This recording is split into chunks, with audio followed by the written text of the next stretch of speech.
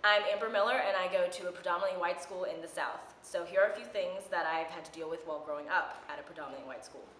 Whenever we talk about slavery in history class, either they all turn to me since I'm the only black person in the classroom, or if there's like maybe one other black person in the classroom, they'll look at both of us and then we have to share a look like, why are they looking at us? And it's really annoying. Even the teacher looks at you like, I'm sorry, I'm talking about slavery, but you're black. Okay, anyway, it's awkward, and it's just, I've had to deal with it every history class I've been in. Second is my hair. I usually wear my hair straight, but in sophomore year I decided to wear it natural just because, I don't know, I thought I should embrace my natural hair since it is pretty. And so I came to school with my natural curly hair, and everyone came up to me and they were like, did you get a haircut, or did you change your hair? What happened? You look so different. And I'm like, yeah, it's curly, because like it shortens when it's curly, which is like not rocket science. When you curl your hair, it shortens. I didn't get a haircut. So I had to deal with that.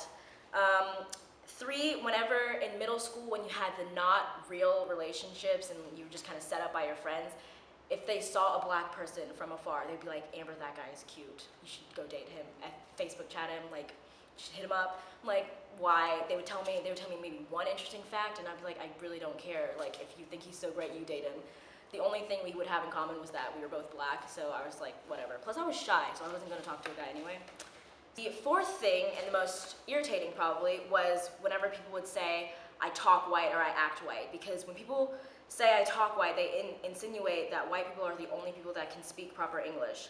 White doesn't equal educated and black doesn't equal uneducated. What you're really saying is that all black people are less educated than white people and that I'm an exception.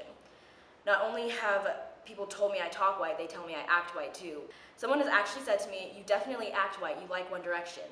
Which I don't see how those two things relate, because if you think that you can act white and you can act black, you just put these people with their stereotypes, and if you break the stereotype, then you get called out for it. There's no such thing as like acting black or acting white. If you're black and you like a certain thing, then you're black and you just like that thing. It doesn't have anything to do with your race. I know I'm black and I'm proud I'm black, and I don't need white people to remind me that I'm black. If I want to listen to One Direction, I'm going to listen to One Direction without having white people telling me what I think of myself. And if I want to listen to Nicki Minaj one day, I will without having white people applauding me for staying within my stereotype. I've heard a lot of racist comments and dealt with a lot of ignorant questions regarding my race.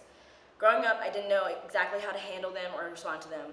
Now that I'm older, I know that the uncomfortable situations I was put in when I was younger weren't because of who I am, they were because of the ignorant thoughts and stereotypes that are associated within my race. Today, I'm able to recognize racism and respond to it properly.